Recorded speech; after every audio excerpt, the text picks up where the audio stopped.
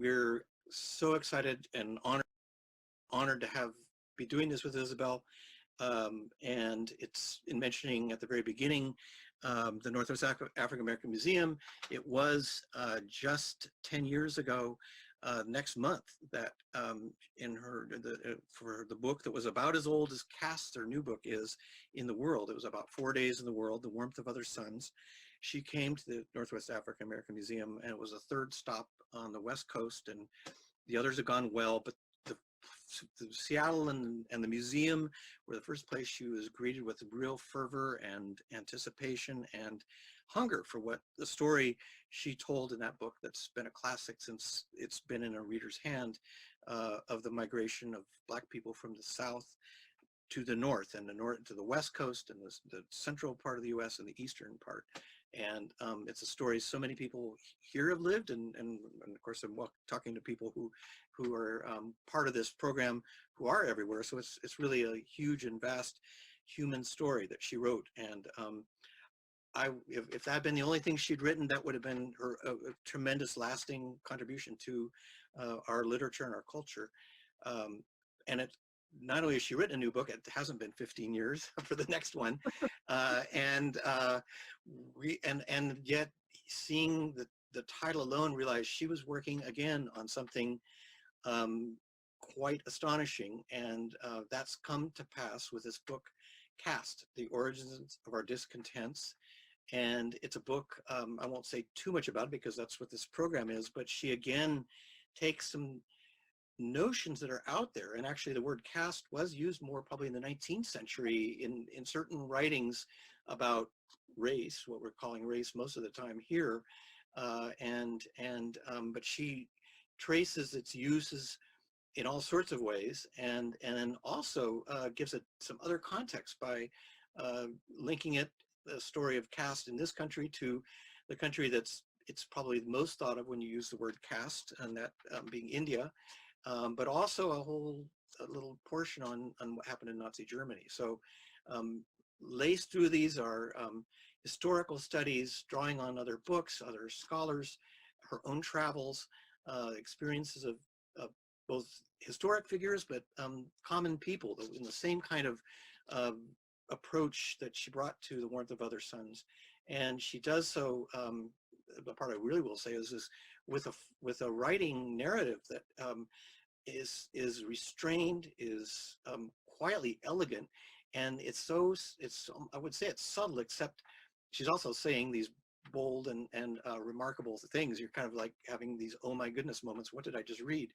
But it's writing that doesn't draw attention to itself, so it may not get commented on that way, because the stories where she's pointing, what she's drawing attention to, is quite significant, and she doesn't try and draw it to herself, except in this book, as in the other, every once in a while these personal moments are dropped in, and that also brings the book home to an individual stake, a human stake in all these stories. So the way this program will work is at some point Wes Moore will join us. Let me say a little bit about Wes, because when he does join us, it'll probably be like, here I am and here you are, and we won't get to say anything much about him. He was added to this just a few days ago, all the moving parts that go on with things in the world right now. But he himself, we hope to do a program with, because he has his own new book and a series of books he's done. In fact, he also has spoken at the Northwest African American Museum. But this new book is called 5 Days, The Fiery Reckoning of an American City, which he, with journalist Erica Green, who was then of the Baltimore Sun, but is now at the New York Times, a newspaper that Isabel worked with for many years. It's a story of what happened in Baltimore in 2015 with the killing of Freddie Green, and what happened with the Baltimore Police Department, and then what happened in Baltimore. And it was a kind of harbinger for where we are this year. And it's both, this year did not just, what's happened since the killing of George Floyd is not something to just, kindled something new, but it's what Wes Moore wrote about that book is part of a lineage of these kinds of incidents and what's happened in cities of response. I will say that's circling back to Isabel, there's nothing of the moment like that with this book, except the book has been born to this moment, and the kind of writing and that's also been part of what's gone on, is that people have been turning and reading deeply and historically as well as to the current. So that Isabel's book manages to link both the current and the past. So if I didn't finish saying, you can ask questions by the little Q&A tab on the bottom, and hopefully Wes will be the one to pose those after he's had words with Isabel, after she's talked, and they have a back and forth. I will be here until Wes shows up, though, and they won't leave Isabel alone. And then following all that, we will. I'll probably come back at the end. I know many of you, by coming tonight this way, have already purchased the book, Isabel's book, and I didn't even hold that up. So, and there's many other things. It's Oprah Winfrey has already got this going, and I won't digress too much, but if you ever want to hear Oprah really do something literary, hear her at the Toni Morrison Memorial. I don't know if Isabel saw that, but it's a whole thing of reading from Song of Solomon. But anyway, Oprah's all over this book, as are many other early readers. And books, her book, Wes's book, and some of the others will get mentioned are available at elliottbaybook.com. If you, in fact, they're signed. We have a limited number of signed copies. I mean, everyone who bought one through the ticket approach will get one, but we have a limited number of other signed copies. So this is already one of those books you'll want to give to others. I can assure you, but I'll let Isabel say your words, and you'll, I think, be more convinced of that. So again, knowing that Wes will join us, because he was actually in this, somewhere on the periphery of these things, he's getting admitted. Now's the part where if Isabel would be, you wouldn't even be seeing her if we were in a hall, and she'd be behind the door, and I would be saying these last words, like thanking you again for coming, which I do, and asking you to please join her in welcoming her. And there would be this thunderous applause, because that she now has that coming at her. So I know you can't, your applause can't be heard, but I know your good energy and your good attention is aimed at your screens. And in that way, please now welcome the most remarkable and wonderful Isabel Wilkerson. Thank you so much. It's so wonderful to be here, only virtually. I love Seattle. I've had so many wonderful experiences with Elliott Bay Books. I'm so thrilled to be here talking about this new book. Good. And it is, again, just a few days into the world with the book. Yeah. Say a little bit about when did you finish the book? Because I mean, this year, everything's so strange. We were talking beforehand about everything. I mean, I don't want to make this whole thing about getting the book out, but there is the part where there's a usual way you write a book and the usual way you get it published. And for us to know about the books, it's been all different. But so we're all in this moment together that way. Say a little about when this book came to an end for you, because I remember with The Warmth of Other Suns, you really were working on that to the last minute. Yeah. The text and the writing of it.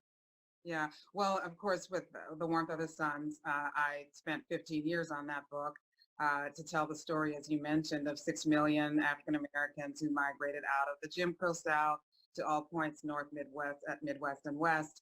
And it was in the process, actually, after that book came out, that it sort of one thing just led to another for this current book. This current book grew out of The Warmth of the Suns, because when I was working on that book and trying to recreate the world of the people who had been forced on some level to flee Jim Crow, the Jim Crow regime, I was searching around for the word to describe what they had experienced. And in the process of doing that, I found that I was not using the word racism, a word that does have meaning and has been used in the past and is used today. But I found that word was not sufficient to describe the organized, interlocking rules and laws, customs and expectations, and in fact, the restrictions that were placed upon people in essentially a hierarchy that they had been born into, and that they had escaped, in some ways sought, you might say, sought refuge in the rest of the country. And so I ended up using not the word racism, though it's associated with that, and many other people use the word racism to describe what I wrote in Warmth of the Suns, but instead I used the word caste. I used the word caste system. And it turned out that readers were able to follow that. Readers were able to really fall into the flow of the narrative. It made sense in the context of what I was writing. And so this current book, Caste, The Origins of Our Discontents, grows out of that. It's a deeper exploration of the phenomenon that I first began referring to in The Warmth of Other Suns. And I wanted to really unpack it. I wanted to look at it from various angles to give us in some ways access to new language, a new framework for understanding ourselves, how we interact with one another, and more importantly, what we have inherited. You know, no one alive today is responsible for the framework and the infrastructure of the hierarchies that we have inherited. This dates all the way back to colonial times before there was the United States of America. And so this is a way of understanding all that preceded us. The subtitle is significant because it's saying the origins of our discontents. It's the history of how we came to have the hierarchies that have been passed down through the generations.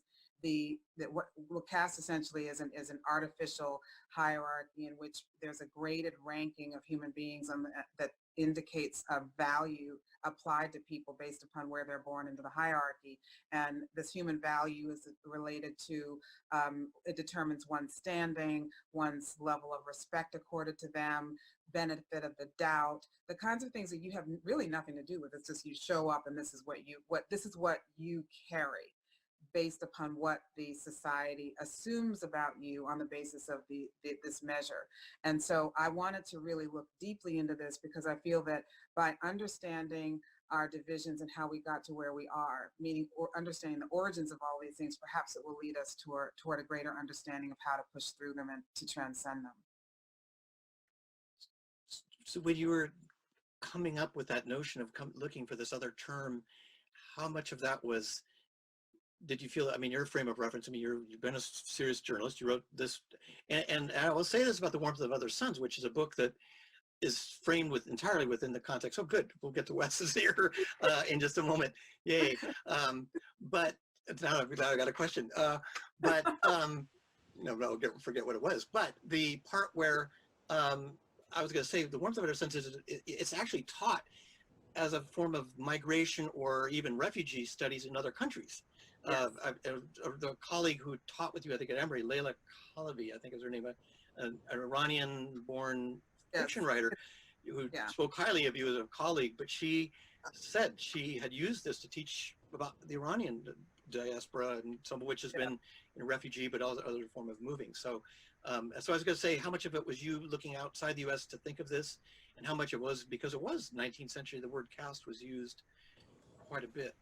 Well, that is such a great question because in trying to unpack and understand caste, I naturally needed to look to where did that word come from, looking clearly to the originating caste system, the one that comes most readily to mind, the most readily, instantly recognizable caste system in the world, which would be the one in India. So of course, that was one of the first places that I went to look to better understand how does the caste work there? How did that form? What are the gradations and what is the structure of the caste system, the original one? And to see where are the parallels, where are the divergences, where is it that this word applies and the concept can apply to us, and where might it not? So that was one of the places that I looked. So I was purposely looking outside the borders of our own country to find out how other countries have dealt with hierarchy and how we were in some ways paralleling it in ways that we didn't even know. I mean, one of the things that I describe about it is that caste is I describe our country as like an old house. An old house, if you live in an old house, you know that the work is never done. There's always something yet to be done. There's always, as soon as you fix one thing, there's something else that has to be attended to. And so if you think of our country as an old house, then you think about the structure of it. And so caste in some ways is the invisible framework that we all know is there, that supports the society that we live in, but that we often don't see. It's invisible. We know that it's there, and we rely upon it on some level, and yet we don't see it. So caste is the bones, and race is the skin, is how I describe it. And race, the difference between caste and race is that race is the tool, it's the signifier, it's the signal, it's the cue as to where a person fits or is assigned, one would say, in the caste system. And when I say assigned, I mean going back from the original founding of the country, which was founded, as we all know, by British colonists who were by definition going to be at the top of the hierarchy of the country that they were building, and then bringing in African enslaved people to be enslaved from Africa, which then became the automatic bottom of the hierarchy. And then others,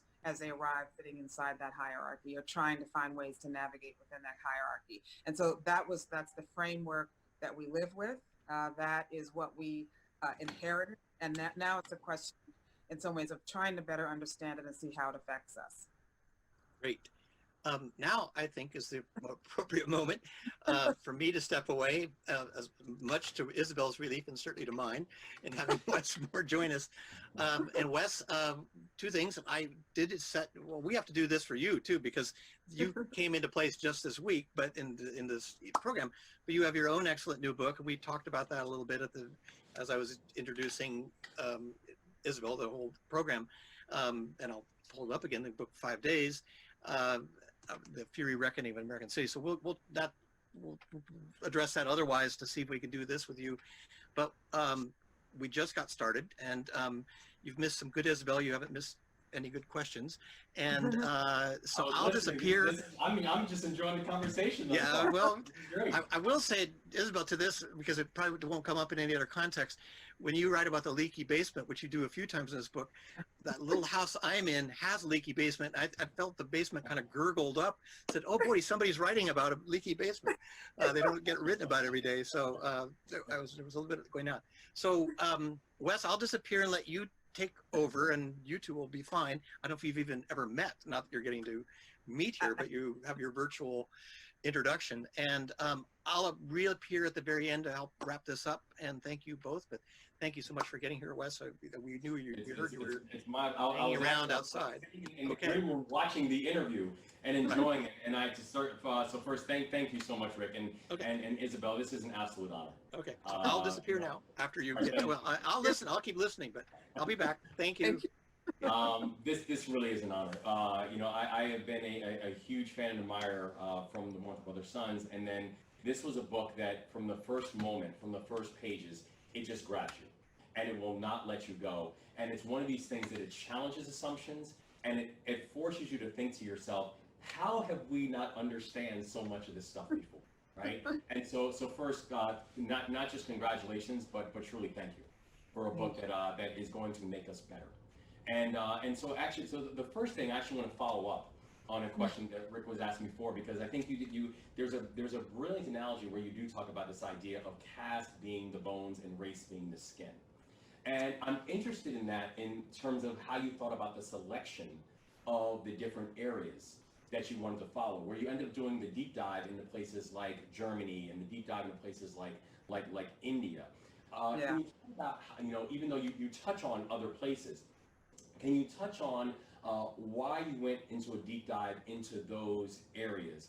And then, because the question I then have is, when you think about the history of the United States, for example, where the German example, where you still had a casting system of Germans, right, of different religious belief, but Germans. Same thing with India.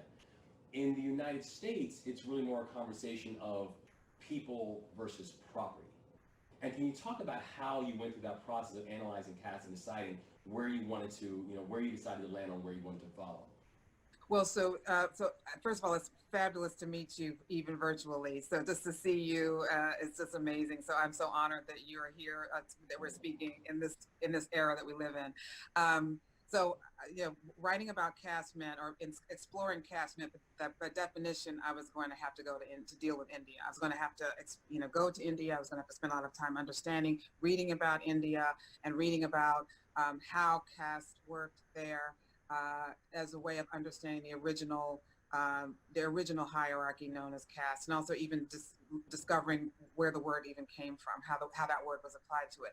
But what happened was, in the process of beginning to do this work, Charlottesville happened, and Charlottesville then is what led me to look at Germany, because there before us at Charlottesville, with the protesters who were there to to keep the monument to Robert E. Lee from being taken down, there was the symbolism there before us, symbolism of the Confederacy, symbolism of the Nazis, and merging together, fusing with the protesters. So they are the ones that made this connection between the history of the United States and of Germany. And so that really inspired me and forced me to have to look at what has Germany done in the intervening decades after World War II to reconcile with that history, to atone for that history. How do they educate one another? How do they remember? Because a lot of this has to do with memory of the Civil War, memory of American history overall, memory of enslavement. How are they remembering what happened there, and how is it that people can even make the connection in Charlottesville to begin with? Then the deeper that I got into it, I then began to discover or be exposed to things that I never, ever, ever would have imagined. I mean, one of them has been having to do with the fact that German eugenicists were in constant dialogue with American eugenicists in the years and decades leading up to the Third Reich. I had no idea that. That was fascinating. This is fascinating. American eugenicists, the books that they wrote were huge sellers in Germany in the years leading up to the Third Reich. And of course, the Germans needed no one to teach them how to hate. They had that within them, no question whatsoever. They needed no one to teach them how to hate. But it turned out that they actually sent researchers to the United States to study how America had subjugated what I would call subordinated castes of African Americans, to study how America had subordinated and repressed and segregated African Americans. They actually sent people to study America, to see how America had done this. And then they studied the laws and then went back and debated those laws, debated Jim Crow laws and other miscegenation laws in the United States as they were forming their own laws that would become known as the Nuremberg laws. So these things were just were wrenching and just shocking to discover. And that's how I ended up writing about these two other hierarchies as we were looking into our own. And it's interesting too, because you watch how this idea of not even just racial segregation or casting segregation, but then also you watch how there was this idea, take South Africa, for example, there was the racial segregation of the racial segregation, right? The invention of this idea of colors, for example, right? How did that factor into the thinking and the things that you saw when it came to the creation of caste, and how those elements were used to continue to fortify this casting system? That is such a great question. I mean, that is really the central question. The thing about it is each of these hierarchies, each of these caste systems would come up with different metrics to delineate who could be in which caste, who could be on top and who was at the bottom. So it's arbitrary. It's random. It really, I mean, it's arbitrary. It could have been height. It could have been the color of one's eyes. And in other places, it's religion. It's whatever is delineated that can divide and then rank people. And here in this country, even before there was the United States, there was this ranking that was based upon what people look like, skin color, the origins of where they had come from, the lineage as manifested in their phenotype.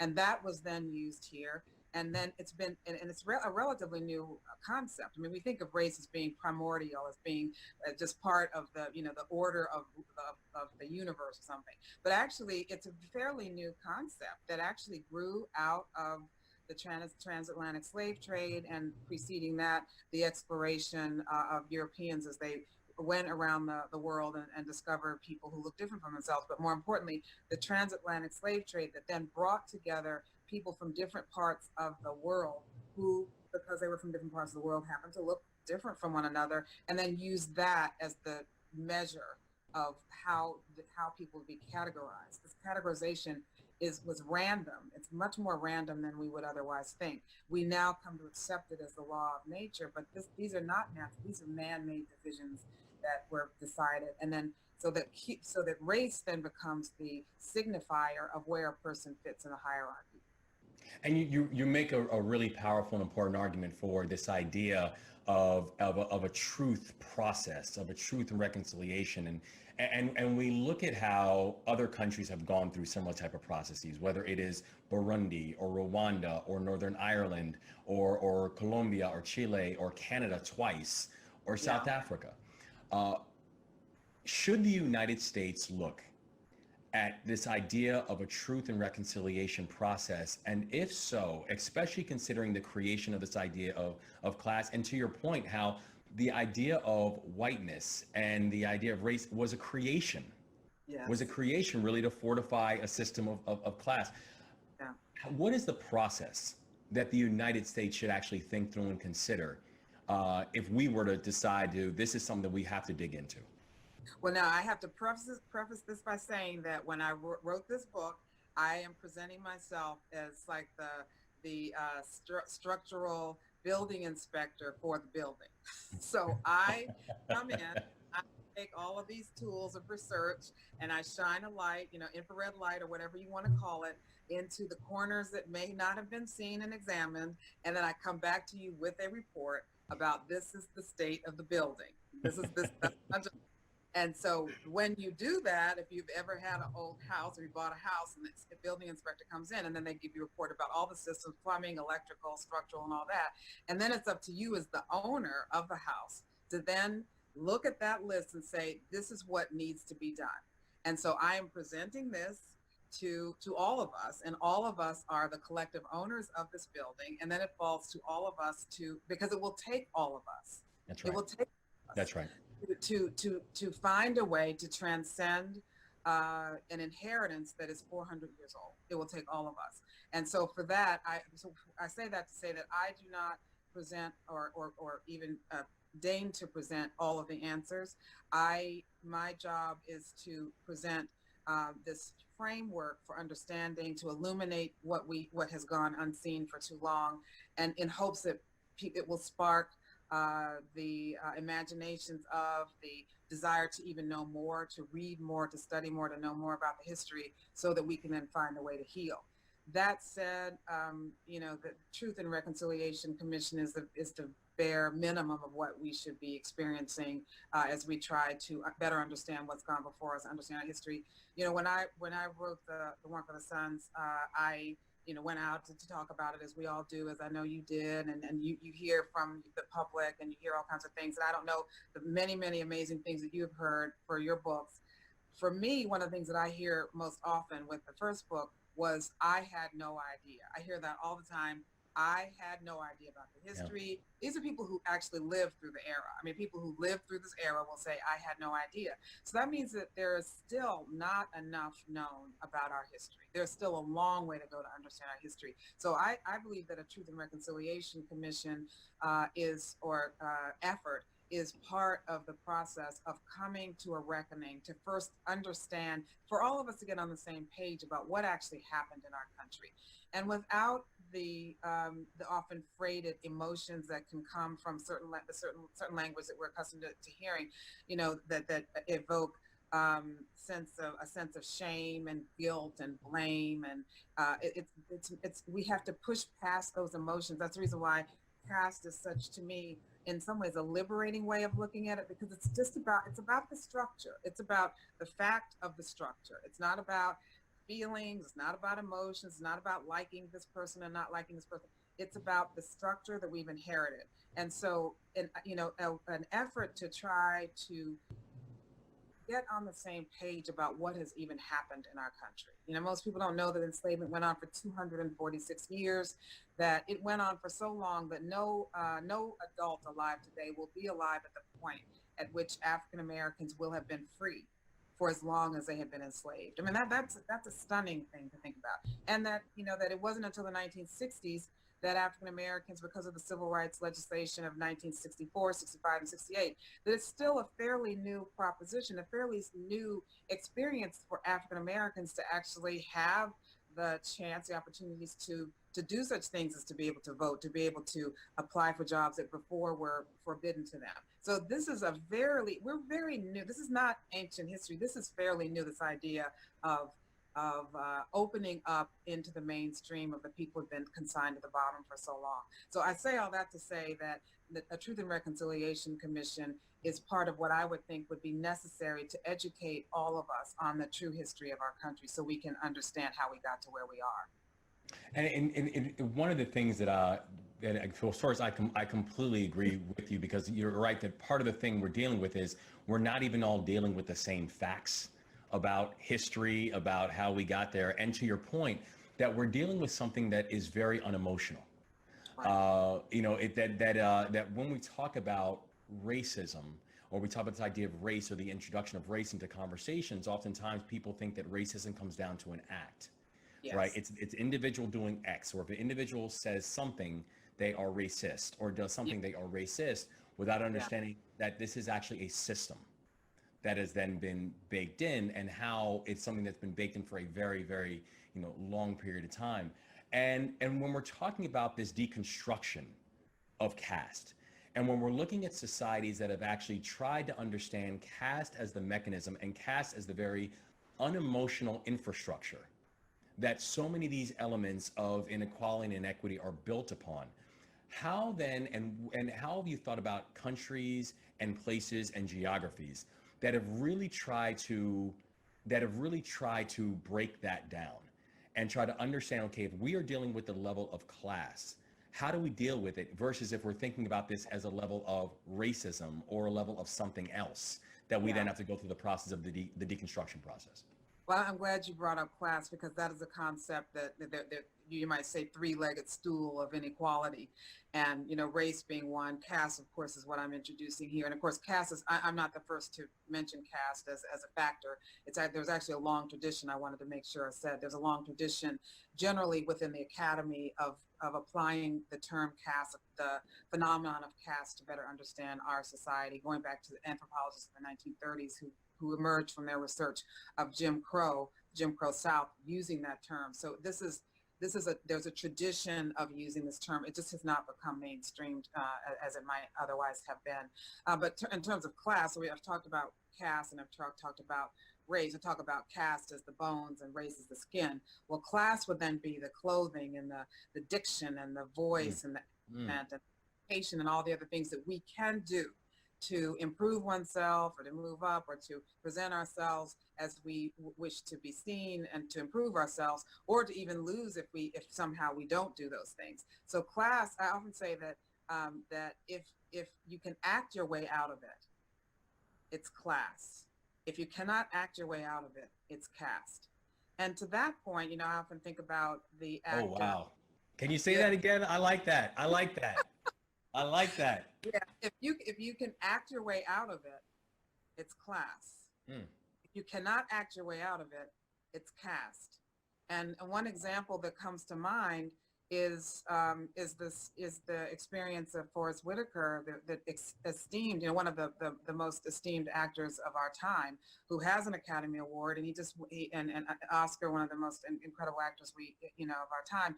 And he walked into an upscale deli in Manhattan a few years ago, and he went in to see if they had what he wanted. They didn't. He turned to walk out, and the staff actually stopped him, blocked him at the door, and then searched him there in front of all the other customers. Here it is. Here he is, an Academy Award winner, Academy Award winning actor, who's being searched, on the ground, searched as a common criminal because of what he looks like, meaning because of the signals that's sent, to the unconscious signals about what a person who looks like him must be up to if they come into a store and then don't buy anything.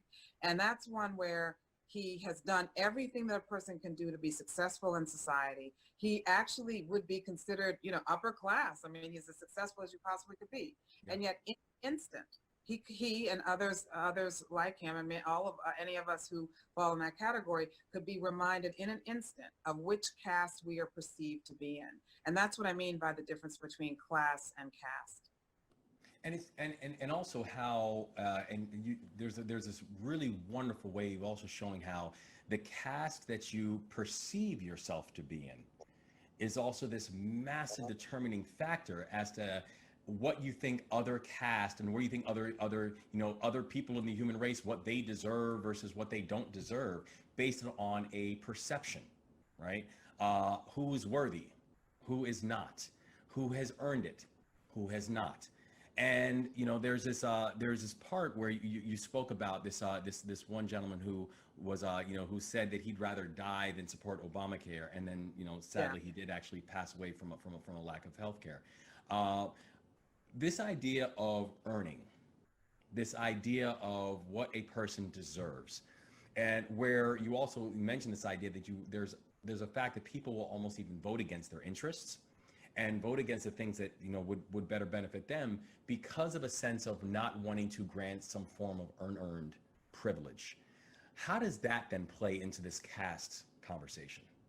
Well, I mean, I describe, caste as being, a kind of graded ranking that confers deservedness, worthiness, a perception of worthiness on the basis of the received messaging through the generations that all of us have been exposed to. And so that the idea that one group of the dominant group are presented as more worthy, that the stereotypes, the negative stereotypes that attach to people who are, further down in the hierarchy, assigned below them on the hierarchy, all the stereotypes that are so commonly known that attach to people end up creating these inequalities in how people are seen just from the start. For example, the idea that the famous Princeton study that found that African American that employers at Princeton, that employers are more willing to hire a white felon than they are a black person with no criminal record. And that is the way that these assumptions of worthiness and deservedness also come in. Comfort level, of course, but a willingness to take a chance on someone. I mean, if it's actually just fear, then it would be, you would not want to have a felon of any background there. But you're willing to take a chance on someone who is viewed as the more deserving, worthy, dominant caste, even if they have a felony record, as opposed to someone from the historically subordinated caste who has no record. And that's how you can see that there's a value attached to being in the dominant group. And the goal of all of this would be to not to demote anyone, but to lift everyone up, to bring out the best potential of everyone. Because one of the most tragic consequences of a caste system is that we lose the potential of so many members of our species. We lose if you think about those cotton fields and those rice plantations, and those sugar plantations and those tobacco fields during the time of enslavement, on those tobacco fields and rice plantations and sugar plantations and tobacco fields, there were jazz musicians and opera singers and attorneys and engineers and journalists, all kinds of people. And they never, for 246 years of enslavement, followed by 80 or 90 years of Jim Crow segregation and caste system in that way, you have millions upon millions of people just in this country alone, not to mention other countries around the world, that have these kind of disparities, people who were never allowed to reach their full potential. And it occurs even to this day, because we still have we live in the shadow of this caste system going back to that time. And so we are the greatest loss would be the potential of human beings who could be here. We are facing so many crises as a species. As a planet, we're facing so many crises. We can't afford to be losing the potential of people in our species who could be helping. We need everybody on deck to be able to do this. And these kind of graded inequalities, the graded rankings that hurt people in so many ways, there are health consequences to this.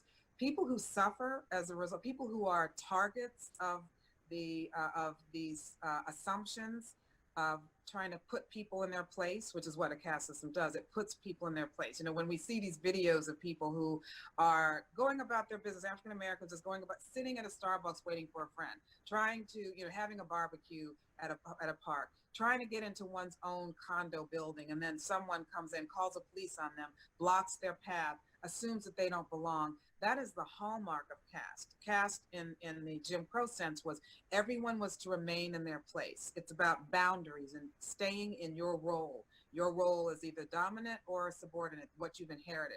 And so when we're in a world in which people when anyone is restricted even those at the top who may be restricted because they may be expected to do a certain thing or act in a particular way that they may not even want to do. That means that you are limiting the potential of every single human being as long as you have these restrictions on people. And so everyone ends up losing as a result of that. Everyone. And when you, and along those lines, when you mentioned before, which actually I did not know, about the importance of Charlottesville, and how Charlottesville really helped to shape the, not just the frame of the book, but the takeaways and what you wanted to build together. You also wrote this before George Floyd, before Ahmaud Arbery, before Breonna Taylor, before this movement that we're seeing right now.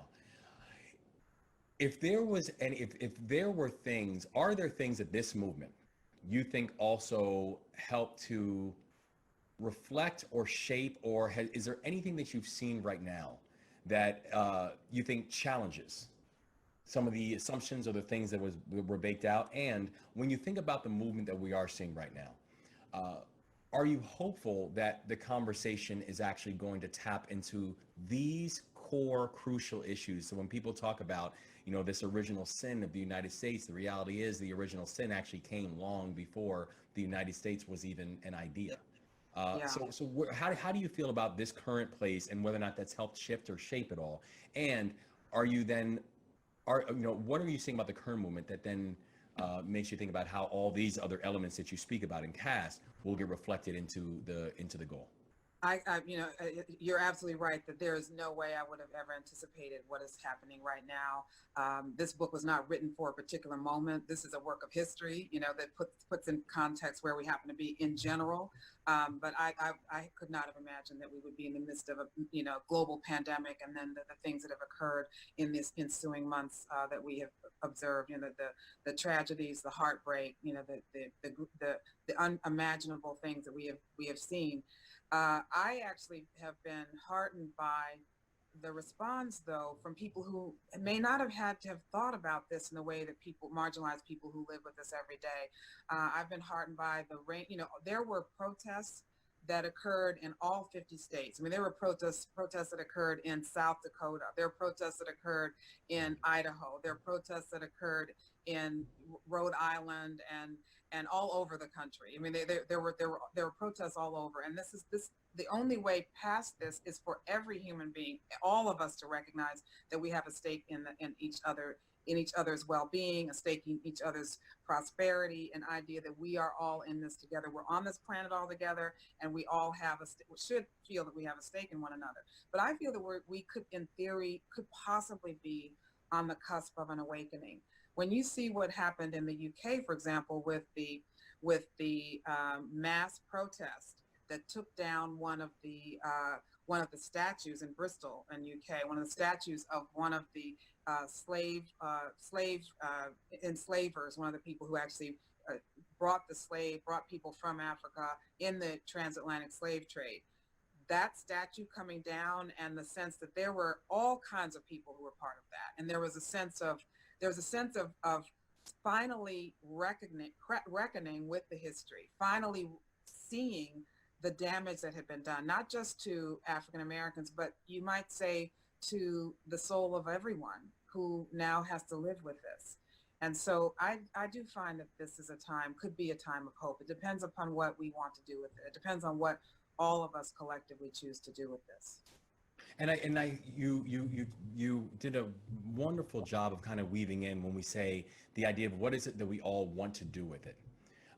But that it also means that we have to understand the infrastructure that was built up and understand a relative measure of complicity that we all then own in terms of and discomfort that we all must have to understand if we're going to be honest about that and truly address it, instead of just continuing to work to calcify it generation after generation, which oftentimes we have done. How do we navigate that narrative, that idea that for us to be able to, for us to say we all have to move forward, we all also then have to understand our own complicity in helping to build it up in the first place. And then thinking about it where, because oftentimes there's a level of tribalism that plays into so many of these conversations. How do we then think through this idea of navigating it without everyone retreating into the tribalism mentality, and where everything becomes binary, everything becomes, everything becomes, if, for this person to gain, then I must lose. But understanding that actually one of the beauties of being able to address caste is that doesn't necessarily have to be the case if we were to think about it in a different way. Well, actually, I mean, there are studies that show that these things are hurting everyone's health. There are consequences to this level of division. There are consequences to the level of autonomic resistance to someone who looks different from you. That cortisone levels rise and inflammation rises. We get exposed. People can get exposed to stressors that can actually lead to higher rates of stroke and heart disease. There are consequences to harboring distrust and unconscious biases against others. I mean, this is making people sick, literally. And then when it comes for people who harbor, who may be in a more position of dominance, or born to a group of that is viewed as dominant historically, and then those who've been born to the group that has been historically subordinated suffer tremendous health consequences, in which there's such a thing as weathering, where actually the telomeres, the ends of the cells, actually begin to shorten because of the level of stress of navigating a world in which you may not be given the benefit of the doubt, where at any moment you could be someone could come in, or something could come in to try to put you in your place or to diminish you somehow. These things have consequences for all of us. And of course, all of these things, you want to make it economic, all of these things cost money to the economy in terms of productivity, in terms of people being able to make the most of the talent that we may have. There are all kinds of cures to the challenges that we have, and we were able to maybe make use of all of the potential that we actually have as a species. I often speak of species as opposed, now I've moved on to species because that's where we are right now. We need to think as a species, because we face so many problems and challenges as a species. And so that is where, that is one of the things. And then finally, though, I would say that, by looking at this without the emotion, and looking at it, I use so many metaphors in this book because I'm trying as best I can to build bridges to understanding, to try to reach people's hearts as well as their minds. And so one of them is the idea of when you go to the doctor or the office will give you, the nurse or someone will give you a clipboard, and on that clipboard you're supposed to fill out these forms. All these forms you fill out, and on those forms they're asking you about the ailments that you've had in the past and all the various things you've been through. But then they ask about your history, your family history. They may ask about your parents and what they had experienced, and they may even ask about your grandparents. In other words, the doctor won't even see you until you have filled out a form that gives the history, your family's history. And so if you think about it from the standpoint of a country becomes a family on some level, an extended family, whether we choose to be or not, but we ultimately are.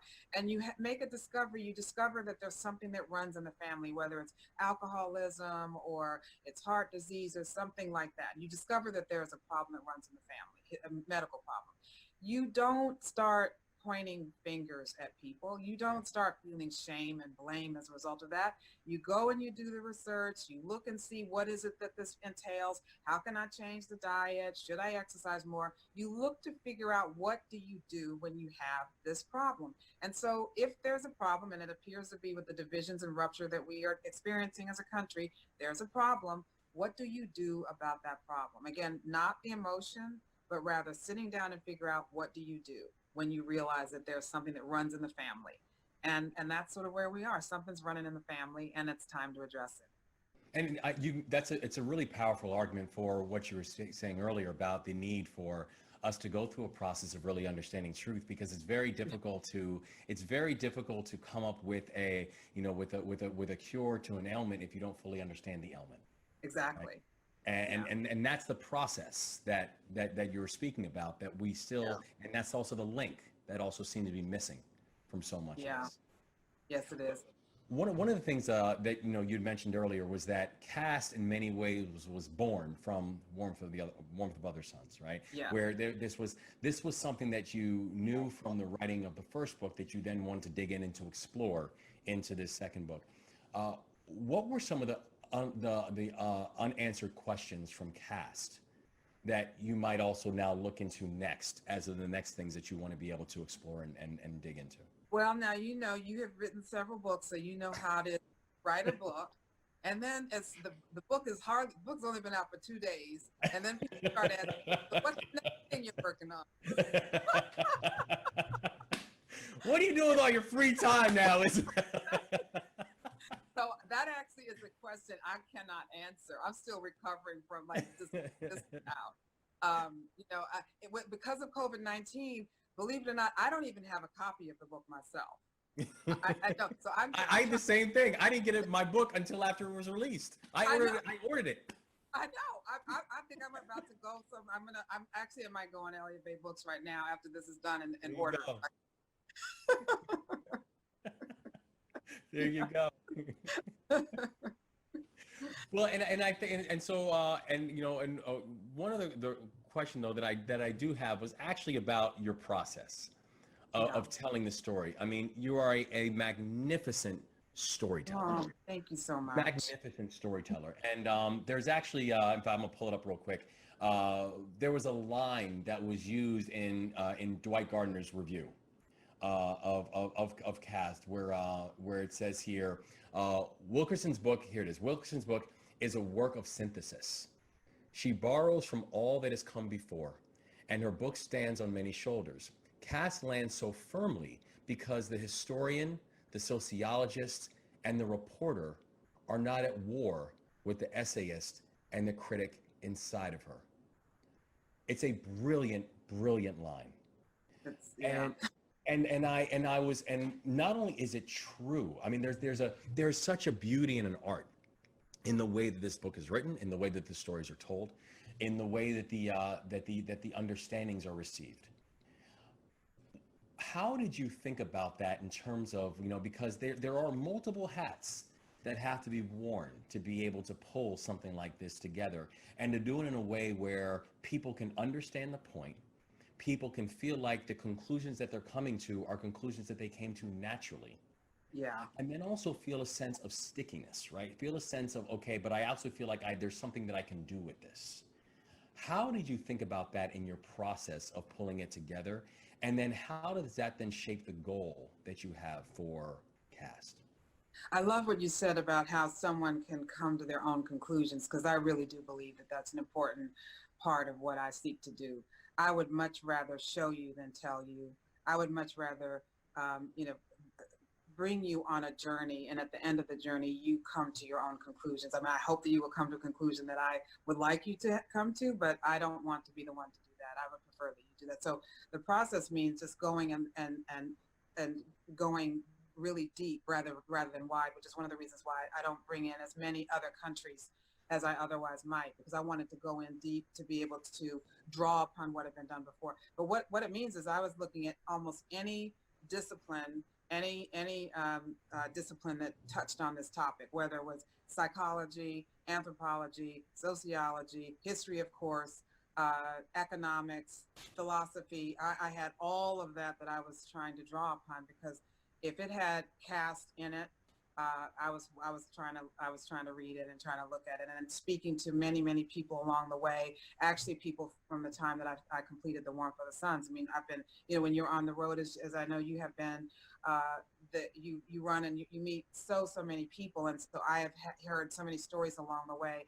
All of those, you know, stick with me, and all of those, you know, I absorb those stories and I absorb those experiences, and you're always on the lookout, listening for what might be the spark for something. And so it's just being exposed to so much and then searching for so long and so deep. That's what led me to it. I mean, I was going with an open mind. I didn't go in with a sense of exactly what it was going to be. You know, it's really, it's intimidating to start out with just an idea. Yeah. And I know exactly where it's going to lead you. You know, I land in the country. I landed in Berlin. I didn't know where it was going to be leading. I just going to as many places as I can, trying to meet with the people that I can, just following the road as at least, I mean, there's a certain level of, there's a lot of hard work involved, but there's also a level of serendipity, of just being able to go with the flow and going with where it leads you, and ultimately collating all of that together in order to come up with the final version of it, which is always going to be story driven with me, because that's just what I do. That's just me. Well, we are all better off because of what you do. You will hardly ever find me without without a book, just digging into things. But there are some that don't just stick with you, but that are true joys. This book is a true joy. It's a true joy because you end up smarter because of it. You end up more with a greater sense of urgency because of it, and it's a real sense of enlightenment. And I think about that truly in context where, I remember someone once said about the book is that, it's incredibly timely. The truth is that it's incredibly evergreen, and that's the point that you continue to try to make, is that we're talking about a topic that unfortunately is something that's evergreen and calcified. But if we're going to do something about it, we first must understand it. And I thank you for giving us the opportunity to understand this, to really better appreciate how the infrastructure of everything that we exist in is based on an infrastructure of this idea of caste. So we are incredibly grateful for the time and effort that you gave into something that is going to be a true contribution to our society and to our human evolution. So and honestly, I'm thankful for this conversation, because for me it's a deep and extreme honor to be. Oh, I'm the one who's grateful. Thank you so much. It's such an honor to be able to be in conversation with you. I've loved it. Thank you so much. Thank you. And I encourage everybody to go get this book. Go get it immediately and tell people about it. I second the motion. Let me just say, there were a few questions that came in that from viewers, and I'll just to add a little bit, because Wes covered most of what was asked in those, one way or the other, or Isabel went there. Isabel, there was talk of truth and reconciliation and that process, and the one person wrote. A good example, of course, being South Africa, but even Nelson Mandela noting, the question of reparations. When does that enter into such a process?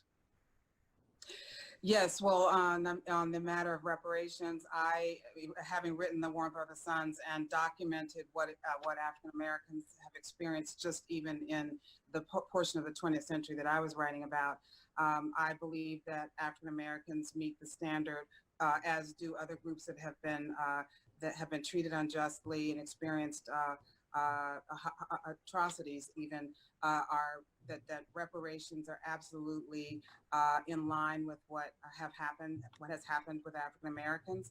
I would also add, though, that I believe that reparations should come, though, with education.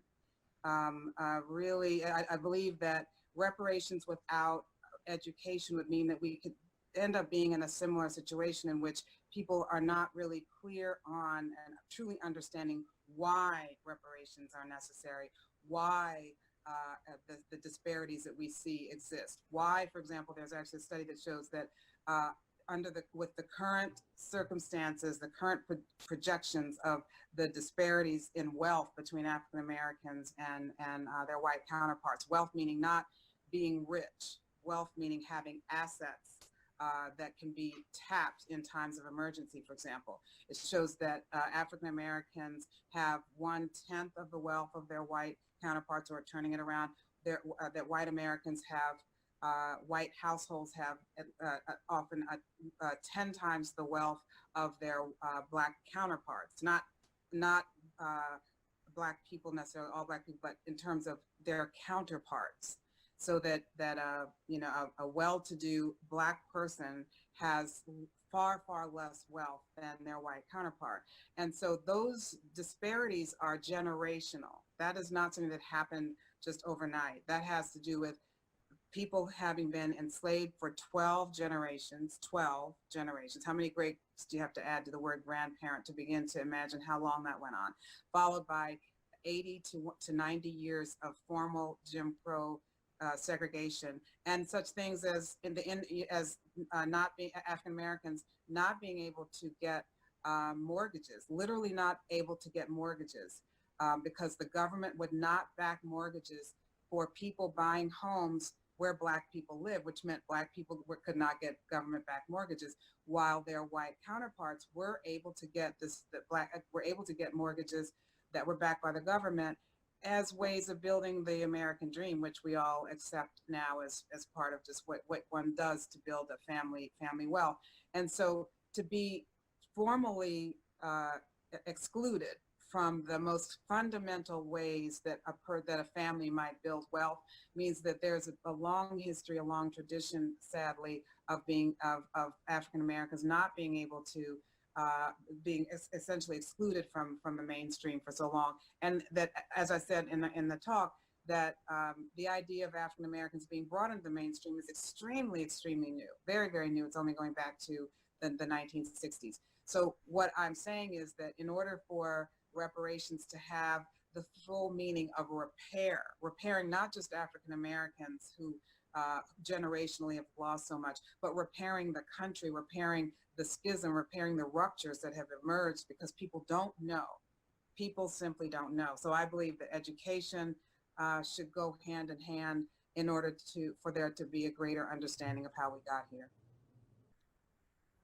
Good. Another question that a viewer asked, which many of the questions will be answered by reading the book, I will say, but this one could be a big answer, but we don't have time for that. But she does ask, because I don't think this was touched on, about the part of Nazi Germany in your story, the way you've written it, since that was, this may also answer one of the other questions, is how, because one of the other questions is kind of may connect is, have there been societies where caste was dismantled?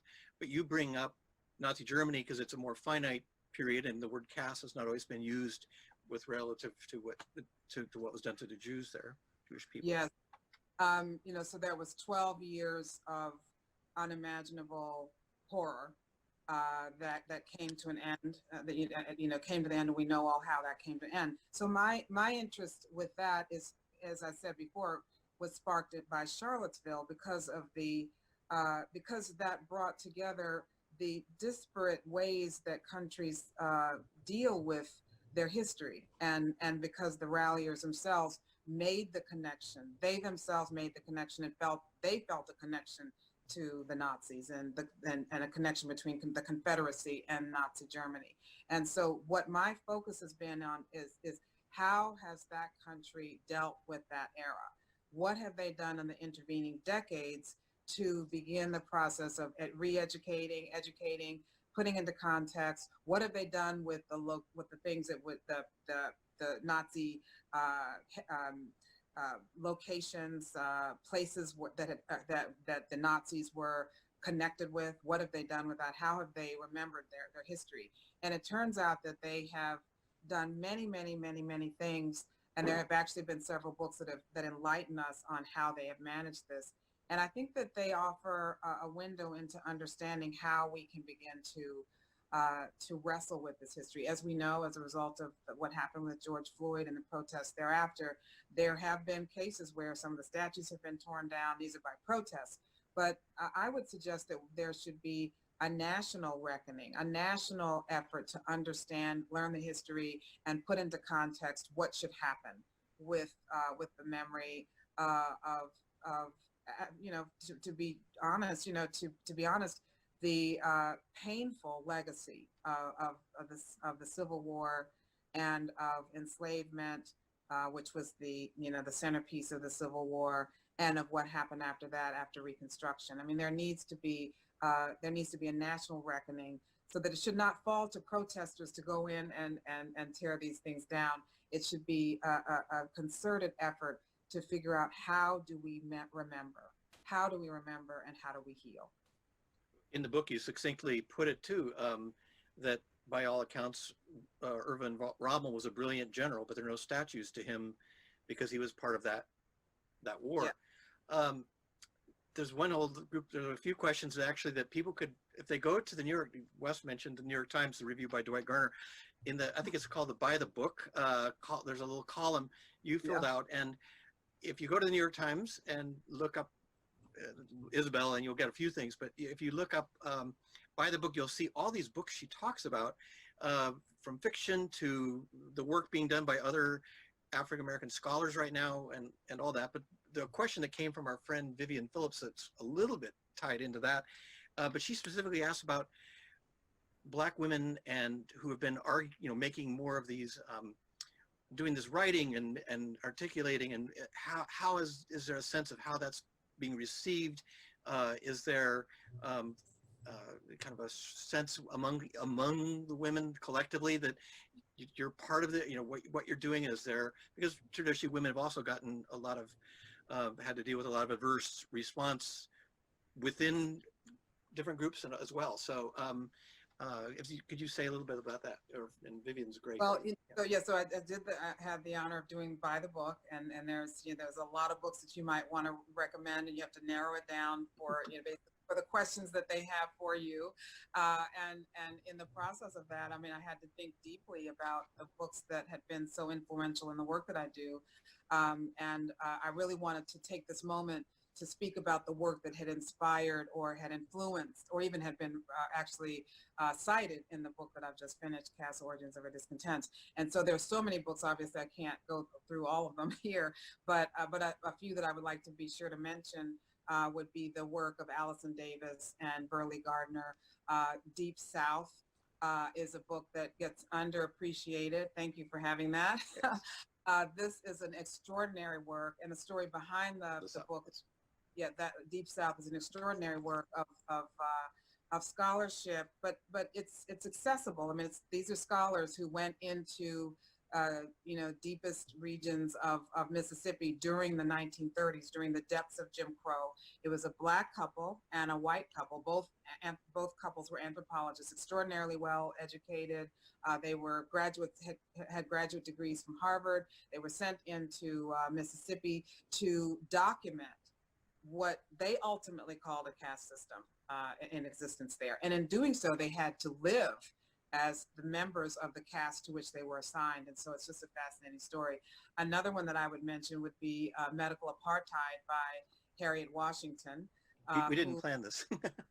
who did massive research, just incredible, magnificent work that documents the debt really owed to, by almost anyone alive today to toward the enslaved people who were used by physicians, by the medical establishment for many of the discoveries that we now take for granted. I mean, just shocking investigation that she's done there, just massive amount of work, and just so helpful to understanding the history of how African Americans were used for medical experimentation. And then another book that I recommended was a cornerstone of anything about caste, and that is a book by Bimrao and Bedker, which is The Annihilation of Caste, in which he taught this. Bimrao, Dr. Ambedkar was the revered leader of the Dalits, formerly known as Untouchables. He was one of the founders of the Indian Constitution, and he devoted his entire life to the search for an advocacy for ending the unfair, completely unequal, tragedy of caste from his perspective. He was born a Dalit, born what was called untouchable at the time, and he devoted his entire life to ending it. And this is his masterpiece toward a manifesto, you might say, of helping to break it down, to deconstruct it. And it's a document that is useful for anyone who wants to end inequalities anywhere in the world.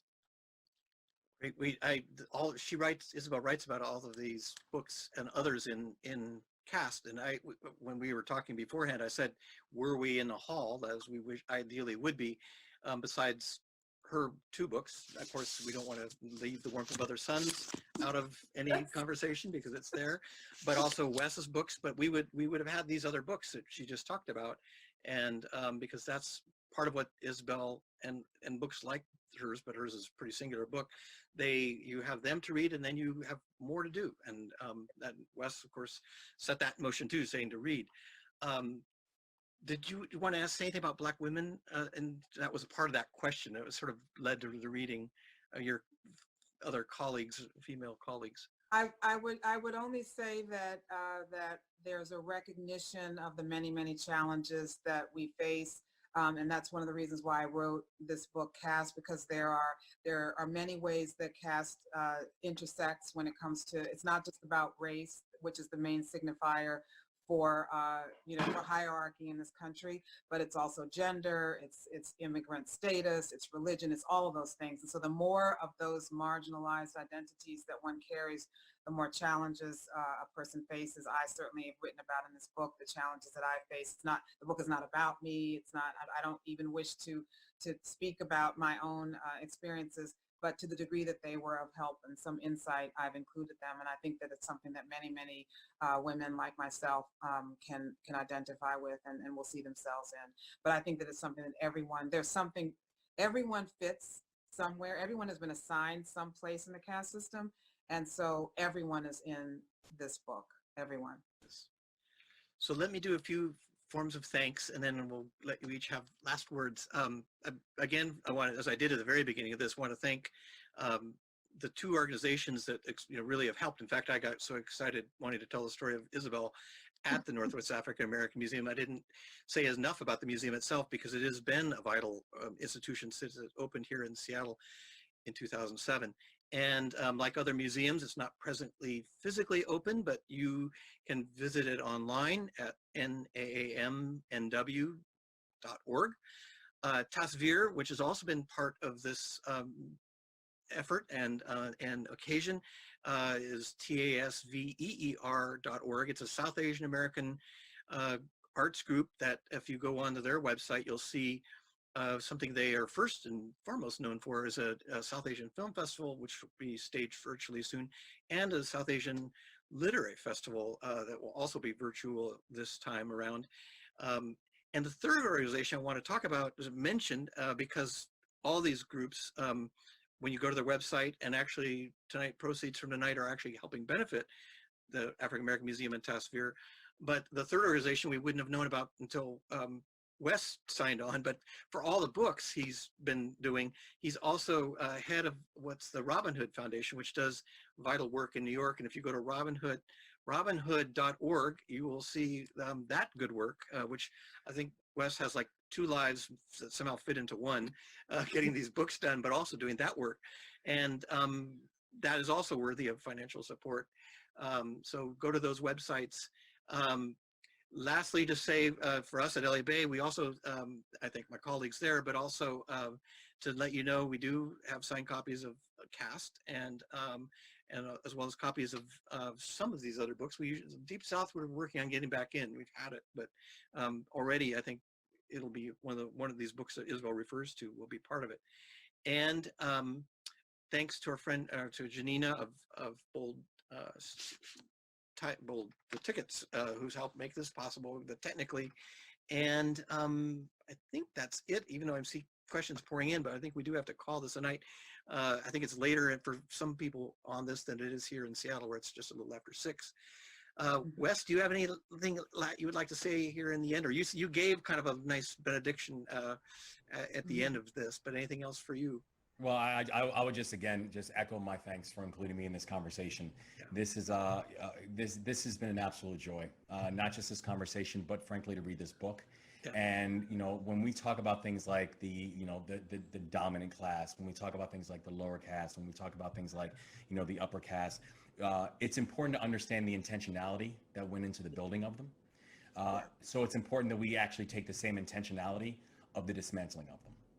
And so that's what I think this is such an amazing contribution that you've made to this and to our society. So thank you, Isabel. Isabel, anything to say? I would just say I look forward to the day when I can actually be in Seattle in reality. So I look forward. We very wholeheartedly wish for that too. In fact, I got texted by my friend Shahina, who was with Tasvir, and she's like, she's marvelous, she's wonderful. And I said, yes. And she so wished to be here, and imagine the audience that we would have that way. But I know people here from all sorts of places, so it's a differently wonderful audience. The thing is, instead of standing up at the end and mingling and maybe getting books signed and books looked at and meeting new people, seeing old friends that all happen at those, and that kind of the community that comes out of that, and people they've never met before. We have to do that differently now, but that's part of, and we won't get to hear the applause, but we all get to go into our Friday nights. And for all of us, again, we thank you for being here. We wish you well. We wish you a good night, a good weekend. Hope we all stay safe. Hope we